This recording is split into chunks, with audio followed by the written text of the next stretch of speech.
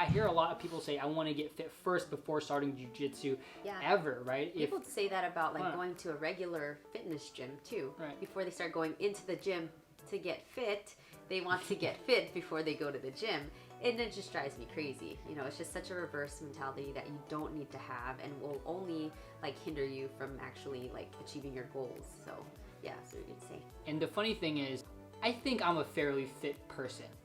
I would I say do. yes. I do a lot of running, ultra running. I haven't done an ultra in a while, but I'm still running, 30, 40 miles per week. Still powerlifting every now and then, doing pull-ups, and even with all that, I come to jiu-jitsu and it's not the same, right? Because even though my cardio is really good when I'm running, like when I'm running 30, 40 miles, it's not an issue.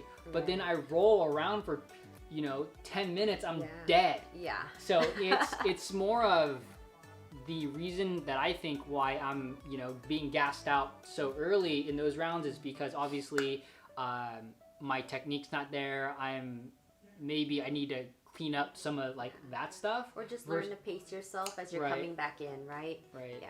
Yeah. And I think, it's just weird because people are like, oh yeah, you've been running a lot. Your cardio must be super good. And I'm like, no, it's I can run a marathon, no problem. Yeah.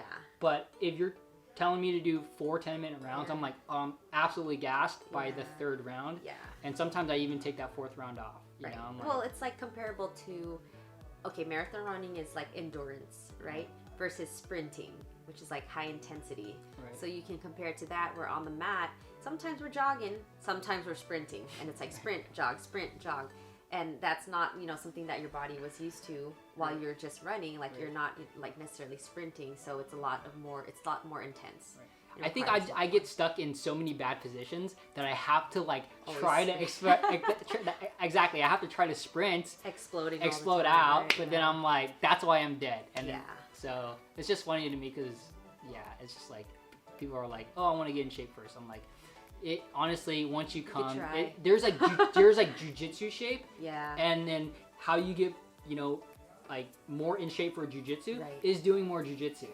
Right? And then the other things are supplemental. It's not like they don't help. Yeah. Because I think if I didn't lift, if I didn't run, I'd be even worse. Oh, for sure. But it's all encompassing. You kind of have to do it all. It's definitely supplemental, but you can't really quite carbon copy the way that you train for jiu-jitsu, but we can like do certain types of functional training, certain types of high intensity interval training that can definitely complement your your jiu-jitsu game, but nothing is quite the same just because you're also live with a person, so you can't really replicate that with like weight training. But there are movements and a lot of types of exercises that can definitely almost replicate it, but just to get those muscle groups and muscles going at the same rate and like with certain resistance, but it's just not exactly the same. Yeah.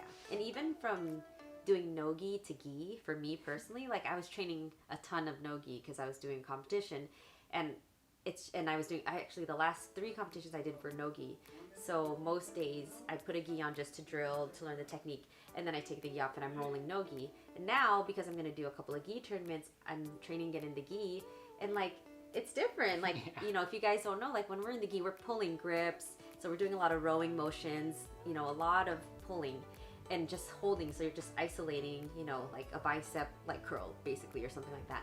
And so it's just so different compared to no-gi where I'm like constantly moving. It's faster paced in no-gi, so the cardio is different, but in gi, it burns you out more holding these grips and pulling on these grips. So it's different. Just that coming from no-gi into gi too is an adjustment for me.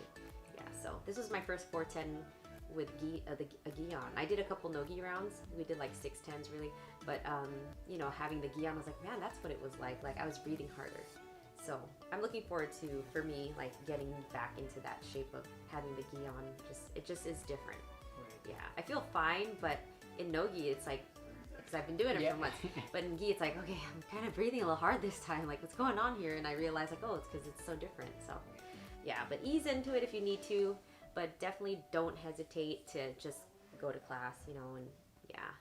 And generally speaking, like the coach professor, they'll let you go at your own pace, right? Yeah. Like, Well, they especially, should. yeah, they should. I mean, in our gym, it's like if you want to take the round off, it's okay to do that, right? Yeah, or if totally. you need a little bit of a break, it's okay to do that. And no one's gonna be like, oh, you're taking a round off. Usually, people will just be like, because when today I took a round off, and people were asking me, hey, you want to roll? I was like, hey, no, I'm like, I'm okay. I'm gonna take a little bit of a break, and then they just ask another person. It's not a big deal. So we have a great gym, and most people here, they do want to train. I'm sure there are gyms where people don't want to roll, but at our gym, we're lucky. Everyone wants to train.